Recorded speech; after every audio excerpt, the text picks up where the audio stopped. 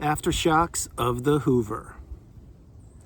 Think about that for a minute. Everyone, if you like the content, please like, subscribe, and share. So by now, you should know what a Hoover is. No, it's not just a vacuum cleaner that picks up all the lint and all the crumbs from your carpet. A Hoover is when the narcissist is trying to test the temperature of you. It's when they're trying to see if they can entertain you for a little bit longer to keep you on that hook. It's seeing if they still matter to you, and it's seeing if they still live in your mind rent-free. Now that's a lot to unpack in the first 34 seconds of the video, but to let you know, you want to be unhooverable. You want to get off the radar of the narcissist, and you want to go no contact. You want to block that person, delete them, remove them and all flying monkeys and people associated with them. If you've done that, you know it served you well. If you haven't, then you need to pay attention to this video and you need to watch it till the end. Having said those things, the Hoover is if you really drill into a Hoover, it's a feeble, weak attempt on the behalf of the narcissist to lure somebody into communication with them. You need to know, and you need to remember, and you need to play this part of the video multiple times. The narcissist is the weak one. You are the strong one. Now, right now, I'm creating this video here in the Carolinas. I've got my sunglasses on my forehead or on my head here, and I could put them down right now, but I'm fighting the sun in a good way to let you know that you're the beautiful, bright, shining light, just like I am. And as you can tell, the light is shining right down on me, as it does all the time, just like it does on you. The question is, are you allowing the sun to radiate throughout you and all of your energy field, or are you still trapped in the narcissistic abusive cycle, perhaps holding on to a little breadcrumb of what will never be? You see, we are all on the healing path. We're all headed in the same direction, simply taking different footsteps. And the healing path is not linear. It will take time. It will take a lot of time. But in your time, you will heal if you utilize the tools that are provided for you with each and every video I create, and from all of the amazing, insightful, intuitive, and healing comments from all over the world. Many of us have received Hoovers over the years. Some of us have not received Hoovers.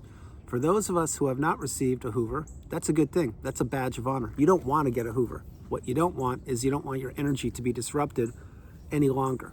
And that's exactly what a Hoover does, and I'll dig into that in a second. For those of you who were Hoovered and you accepted it, unbeknownst to you, knowing that it would never benefit you, I can assure you, you learned another level on Narcissism 101, which is this. The narcissist won't change. They will never change. They only care about being able to stay stuck or stay attached to you, to keeping you stuck. That's number one. Next thing is the narcissist knows what a Hoover is. This is when the narcissist is trying to figure out, are you still on the hook? Are you still thinking to them? Are you still open to communicate with them or not? Once you go no contact, as you will if you haven't already, the narcissist will go through their Rolodex or all of their contacts on one of their 10 smartphones, and they will not see your name. When they don't see your name, I mean your exact name, your first name and maybe the last letter of your initial or whatever it is, because they probably have 3 other people with your name on the phone. Tough pill to swallow, but it's probably real. Your name, when your exact name is gone, then they're going to say, wait a minute, another one? That's 4 people in 1 week. What's going on here? Something's different. People are not talking to me any longer. What is it? Well, what it is, narcissists, plural. We, the collective, are getting stronger. We're becoming awakened and aware, educated and empowered, and we're realizing that by blocking you, we're protecting ourselves. By blocking you, we're not trying to harm anybody. We're trying to insulate and protect ourselves. When we were in the narcissistic cycle, trapped in the narcissistic relationship, perhaps even in the trauma bond, we became a shell of ourselves. We were the indentured servant, the walking apology. We wore thousands of hats, but none of them benefited us. All of them benefited the narcissist. When that goes away, well, the narcissist has to look for other people. Not only have to look for other people, but they have to groom other people and spend energy on trying to train them and draw them into the narcissistic fog.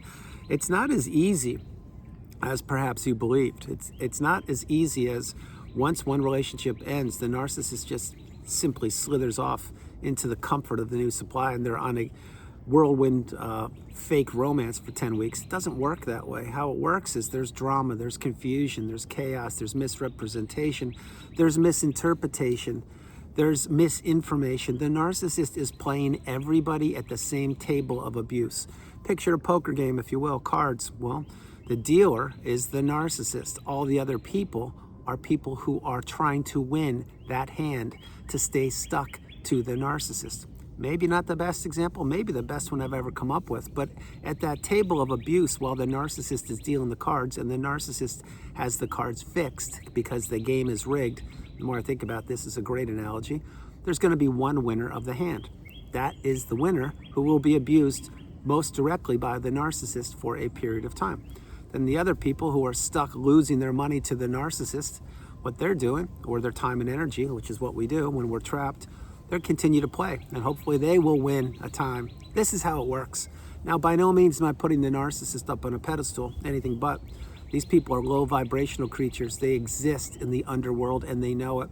They thrive in the darkness. They lurk in the shadows. They hide around corners and crevices. But what they are realizing, yes, the narcissists are realizing, is that they have fewer and fewer places to run to these days.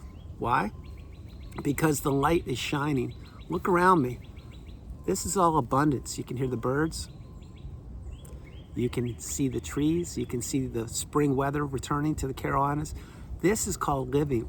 When you were with the narcissist, you weren't living, you were existing. And so when you finally block them, they're going to say, yep, another one figured it out. All right, well, I must be getting a little rusty. Maybe it's time to fine-tune my skill set and try to go after some lower hanging fruit. This is what the narcissist does. That's why they have multiple smartphones. That's why they can't sit still, and that's why they're always on the go. And this is why the narcissist hoovers. A healthy or stable person is not A, going to ever hoover somebody in 1,000 years. B, they will be emotionally intelligent, as am I, and if they realize that somebody doesn't want to communicate with them, they will say no problem. They won't even entertain the thought of explaining or asking why. They will just move forward because they've already been in the narcissistic abusive cycle. But also, what we do is we understand that we are the priority. We come first, second, and third, and there's no room in our lives for toxicity now or in the future. We didn't know this back then. That's why we were trying to fix an unfixable relationship. And that's why perhaps you are one of the people that were hoovered and you accepted the hoover. Well, let's talk about the hoover that perhaps you accepted. Way back then, you probably didn't know what a hoover was. If you didn't, well, then you didn't know, but now you do. Number two, you perhaps, and please understand this is coming from a place of love and abundance and education and purpose and mindfulness, maybe you were secretly hoping for the hoover. There are many people, and I believe if you want the truth, every single person who was in the narcissistic relationship at one moment or another, early days I'm referring to, key words, early days, they want to communicate with the narcissist. Why? Well, because they're still tethered to them. They're probably still in the trauma bond. They don't know what narcissism is, and they're looking for answers. They're looking for questions that they have, i.e. closure. What those people, and I was one of them, didn't realize is the closure won't come from the abuser. Closure comes from within. It comes from you. Again, these are things we didn't know back then, but now we do. You get to a point on the healing path, on the journey, when you will close the chapter of the book on the narcissist. You want nothing to do with them because their appearance, their name, their energy, and all the past memories, they're so repugnant and they will repel you, and they're so off-putting how somebody could wear a mask for so long that you will want nothing to do with them. This is why, and I shared this in a video earlier this week or last week, there will be so many questions you will need the answers to, and you will get the questions answered to many of those. You'll get the answers to many of those questions, but certainly not all of them, not even close. But when you get to a certain point, you will have learned enough for you on your journey, and you'll close the chapter, and you'll go no contact. It's what I've done. It's what we all do. If you think for a minute that you're going to get all the answers to the questions that you are searching for about the narcissist, where they were, who they're with, what they're doing, why they did it, how they could play the long game so long, how they could do this, this, and this, why they didn't love you, you will be very greatly disappointed because you're never going to get those answers. And if you, hypothetically, could actually get any of the answers directly from the narcissist, this is in present day, and you shouldn't want to because that will never happen. You need to understand also the narcissist, all they're going to do is look at you. They're going to sneer, they're going to grimace, they're going to smirk, and they're going to say, yeah, you still haven't healed, have you? Now, they may not say that verbally, but mentally in their tiny little pea brain, that's what they're thinking. They're thinking, you're still holding on, aren't you? You're still looking for answers, and you still think that I'm going to give them to you. This is what the narcissist mind is. It's the polar opposite of you. So again, if you're holding out, hoping or wanting or perhaps wondering, is the narcissist going to hoover? Are you hooverable? Like, did they fight for you, or should they have fought for you, or those kind of things? You need to let it go. Now again, I'm unpacking a whole bunch of wisdom with you, and these are tough pills to swallow. It's probably not what you want to hear, but it's the truth, and the truth hurts. The truth is that person never loved you. They never cared about you. They don't love the new supply. They don't care about the new supply. They don't care about one person on the planet but themselves. So if in the future they decided to try to hoover you, let's say it's a letter in the post, in the mail, an email, a package, a gift, they send in a flying monkey or somebody, whatever it is, or they miraculously run across you when you're at the new gym exercising where you've been working out for 10 years, but they tracked you down, these kind of things, you need to get away from them. They don't change. All they're doing is looking at you or observing you and seeing how strong you are, how you look physically, how you sound mentally, emotionally. Have you put yourself back together? Are you still open to communicating with them, on and on and on? That's why you need to get away from these people as quick as you possibly can, because they will never change. But let's say in the past you did accept the hoover. What you did realize is that it got worse. That experience you had, let's say the hoover, say you went back to the narcissist, or they drew you back in, I should say, for a period of time. I can assure you many things. One, the second leg of that relationship, when you accepted the hoover, it was much smaller or shorter, the period of time. Number two, it was worse. Number three, you thought that they had changed. They had never changed. What they did is they manipulated you again, and they had you believing certain things. It all goes away, just like a mirage in the middle of a desert, just like a house of cards falls apart, just like a Ponzi scheme, just like a sandcastle built on the beach when a tsunami rolls in. Everything falls apart with the narcissist because nothing's sustainable, because they don't want anything to be sustainable. And this is why they try to hoover people. This is why they try to draw people in. Again, remember, the narcissist attempting to hoover, it doesn't mean they're trying to get back with you. It simply means they're trying to keep you stuck longer. And they're trying to blow up your experience or your day or your week. In all the videos I've created over the years, I've mentioned that there are key dates that the narcissist pays attention to. And you should know what these are by now. What they are dates like these. Your anniversary, your birthday, your wedding day, the day of the passing of a loved one, the day, the births of your children, the day that you came down with a health challenge, the day you lost your job, the day you relocated, the day you went into business with them, the day of the discard, on and on and on. The narcissist has those days stuck in their tiny little pea brain. You may think, no, they don't really remember many things. Oh, they do. They remember what they want to remember. They remember what serves them, not what serves you. So that's why I suggest, and I've done it for years, that you need to realize that the hoover could pop up on any one of these 365 days a year. Perhaps the hoover rears its ugly head in a couple days. Now, why do you think that would happen? We're at the end of February. Well, maybe for you, at the end of the beginning of next month, which is March, maybe that's when you met the narcissist. Maybe that's when your birthday is. Maybe that's when the 1 year time mark of you going no contact was established. I can't tell you. What I can tell you is you need to be vigilant. You need to bring your A game. You need to understand that you are the priority. You come first, second, and third. And there's no room in your life for toxicity. And you need to get off the radar, off the map of the narcissist and become unhooverable.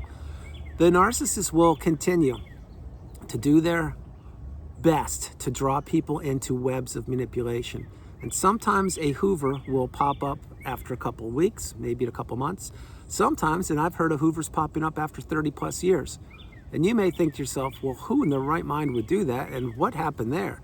Well, what happened there was the person that I heard the story from, they were in a relationship with the narcissist, but that wasn't the apex predator that almost took their world down. It was an old high school buddy, wink, wink, who looked them up on, let's say, a social media platform or went to a high school graduation and realized that the person was single now because they lost their spouse or whatever. And what happens? Well, the old high school chum, wink, wink, pops up and acts like they're going to console the person. Next thing you know, here comes another narcissistic abusive cycle. The hoover was well in place. They used the high school graduation from 30 years ago as the access to communicate with the person. And that person was vulnerable, and the narcissist slithered right in. And you may say, well, is that really a hoover? Of course it's a hoover. Anytime somebody pops up and rears their ugly head after a period of time of not communicating with another individual, and they are looking to seek and destroy that person, or manipulate them, or hoodwink them, or take from them, or use them, or abuse them, or do whatever they can do, and then none of it is good, there's your hoover for you. That is a hoover. You should really document that, play it 1,000 times, and understand. A hoover is not one size. A hoover is not the same thing for everybody. I'm going to say it again as succinctly as possible, then I will close the video. A Hoover is when a person who knows who you are or believes that you have information or access, money, time, health, a beautiful body, a great mind, I don't know what it is, whatever you possess, a person pops up after a period of time because they studied you, they know that you're vulnerable or naive, or you'll give them a chance, and they have bad intentions. That is what a Hoover is. Now flip it for a second. Let's say that you have a high school friend from 10, 20, 30 years ago. And let's say that they are a loving, healthy, stable person, and you two went to a graduation, and you bumped, or a graduation anniversary, or whatever it's called, the anniversary, whatever these things are, reunion. And after 10, 20, 30 years, and you bumped into them, and they said, hey, it's so great to see you. You look fantastic. You look amazing. How's life been going? And you two have an interaction for 10 minutes or up to 10 hours, I don't know, and you reconnect, and they live on the West Coast, you live on the East Coast, and you're talking, and they have their own life, and you have your own life, and you're reconnected, and there's no drama, no manipulation, no blame shifting, no verbal abuse, no complaining, no moaning, no whining, no toxicity. That's not a Hoover. That is a person reestablishing a healthy communication that they had lost with you 30 plus years ago, and time's gone by and they just want to check in on you, see how you're doing. That's not your narcissist. Your narcissist is at that same high school reunion, looking, waiting in the wings, lurking in the corners, saying, wait, now's my time. 20, 30 years has gone by. That person's vulnerable. I look different because I'm not who I used to be in high school, and they don't know who I am, and I've really fine-tuned my skill set. I'll try to lure them into this web, and I will punish them because they didn't accept my prom when I asked them out to the prom when I was a sophomore, junior, and a senior. They're gonna pay, and I'm gonna make sure they pay. There's your narcissist right there. There's a huge difference between healthy and stable people and toxicity. You should now know what toxicity is, unfortunately, because you've been in the cycle. And I create videos every day, and you should be continuing to watch them to keep your cup full. But understand something. If you accept a Hoover, it will never serve you. If you accept a Hoover again, it will still never serve you. If you accept a Hoover a couple times, it will never serve you. It's the same song and dance going around and around and around. The only difference is you are participating. You can't participate. You need to remove yourself. Let the cycle burn itself out, or go wherever it's going to go as long as it stays away from you. And final pro tip for you. For those of you who've accepted Hoover and you took a setback, or you experienced setbacks, because that's what happens with everybody, be nice to yourself. Be kind to yourself. You didn't know. You thought that things were different. You thought they had changed, or you thought you were strong enough and you could handle it, or you thought maybe just hearing their voice again, something could click. Well, nothing ever clicks. These people, all they want to do is try to lure other people back into the web, punish them, use them, abuse them, manipulate them, blame them, crumble them up like a sheet of paper, throw them away in the freeway, wash, rinse, repeat, or rinse, wash, repeat, or whatever it is. That's why you need to get away from these people. So if you accepted a Hoover in the past, you know it didn't benefit you. It's okay. You're learning like we all are. If you didn't get a Hoover, keep it that way. Don't accept a Hoover. I am telling you right now, it will zap your energy. It will steal your mindset. And it will really do some short-term damage to you. You may think, no, it doesn't do anything to me. Well, you need to think again. Don't risk fate, or don't tempt fate. Don't risk the actions of letting the narcissist rear their ugly head. Once you go no contact, maintain it. Let these people slither off away from you. That's what they do. Just keep them as far away from you as possible. So everyone, that's the video. I hope you liked it. I loved doing it from the beautiful Carolinas. This is Andrew. Namaste. Have a great afternoon, evening, or morning, no matter where you are on the planet. You are not alone. I love you all, and I'll talk to you tomorrow. Understand a few things. The word I used about, I would guess without counting, 117 times in this video. It's probably a little high, but I'll bet you I'm pretty close to it. Maybe a little lower. You don't want one of those. You may think you do, you don't. What you want is a peaceful, abundant, stable, healthy life. You want no toxicity. You want no drama. You don't want any games. You want to be free, and you want to keep your mind free, your energy free, your time free, and your space free. And the only way to do that is to remove toxicity, and now you know how to do it. Go no contact. If not now, when? One more thing. If you've accepted a Hoover in the past, you've learned. You understand that they don't serve you. They never have. They never will. You won't be the first person that miraculously accepts a Hoover and the rest of your life is kumbaya and puppies and rainbows and s'mores and snickerdoodles, and it doesn't work that way. One of the laws of the universe is this. There is evil and there is good. I am good. You are good. The narcissist, not so much. I love you all, and I'll talk to you tomorrow. Bye, everybody. Bye. And it is beautiful today. I hope you like the weather. Bye.